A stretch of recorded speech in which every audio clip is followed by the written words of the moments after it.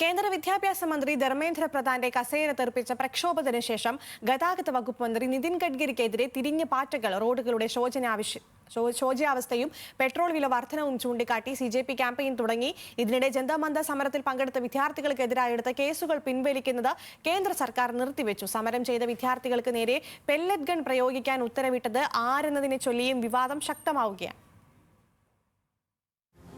ധർമ്മേന്ദ്ര പ്രധാനെതിരായ സമര വിജയത്തിനു ശേഷവും അടങ്ങിയിരിക്കില്ല എന്ന സൂചനയാണ് പാറ്റകൾ നൽകുന്നത്. പെട്രോൾ വില വർധന, റോഡുകളുടെ ശോചനീയാവസ്ഥ എന്നിവ ചൂണ്ടിക്കാട്ടി കേന്ദ്ര ഗതാഗത വകുപ്പ് മന്ത്രി നിതിൻ ഗഡ്കരിക്കെതിരെ CJP ഔദ്യോഗിക പേജിൽ ക്യാമ്പയിൻ തുടങ്ങി.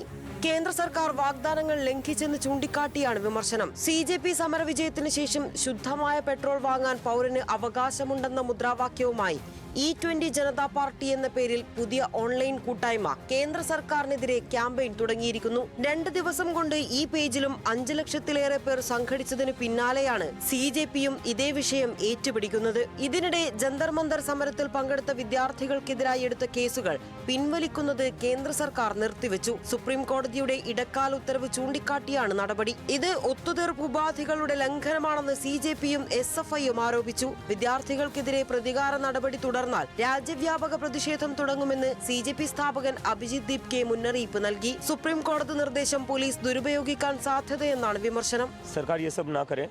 ये बच्चे थे जो अपने भविष्य के लिए प्रोटेस्ट कर रहे थे, अपने फ्यूचर के लिए प्रोटेस्ट कर रहे थे. उनको कोई मजा नहीं आ रहा था. लाठियां खाई है 20 जुलाई को. अगर सरकार का उससे भी मन नहीं भरा है, अगर इतना सारा खून बहाकर भी सरकार का मन नहीं भरा है और वो बच्चों को ऐसे ही परेशान करती रही, तो हम फिर से सड़क पर उतरेंगे और जल्दी उतरेंगे. ദില്ലി പോലീസിന്റെ പെല്ലറ്റ് പ്രയോഗം സംബന്ധിച്ച വിമർശനം പാർലമെന്റിലടക്കം ശക്തമാകുമ്പോൾ പെല്ലറ്റ് തോക്ക് ഉപയോഗിക്കാൻ ഉത്തരവിട്ടത് ആരെന്നതും വിവാദമാവുകയാണ്. താൻ ഇങ്ങനെയൊരു നിർദ്ദേശം നൽകിയിട്ടില്ലെന്നാണ് ഡൽഹി DCPയുടെ വിശദീകരണം. വിദ്യാർത്ഥികൾക്ക് നേരെ പെല്ലറ്റ് ഗൺ ഉപയോഗിച്ച് വെടിയുതിർക്കുന്ന സമയത്ത് പാലിക ബസാറിൽ പോലും ഉണ്ടായിരുന്നില്ല. പോലീസ് GD എൻട്രിയിൽ താൻ ഉത്തരവിട്ടതായി രേഖപ്പെടുത്തിയത് തെറ്റെന്നും DCP അറിയിച്ചു. സമരമുഖത്ത് പോലീസ് ബയോമെട്രിക് നിരീക്ഷണം നടത്തിയതിനെതിരെയും വ്യാപക പരാതി ഉയർന്നു. പോലീസ് ഫേഷ്യൽ റെക്കഗ്നീഷൻ സംവിധാനം ഉപയോഗിച്ചത് നിയമവിരുദ്ധമായാണ്. കാണാതായവരെ കണ്ടെത്താൻ മാത്രം ഉപയോഗിക്കേണ്ട സംവിധാനം പോലീസ് സമരക്കാരെ തിരിച്ചറിയാനും ട്രാക്ക് ചെയ്യാനും ഉപയോഗിച്ചു. ഈ നടപടിക്കെതിരെ SFI നേതാവ് ഐഷി ഘോഷും AA റഹീം MPയും കോടതിയെ സമീപിച്ചു. News desk, news Malayalam.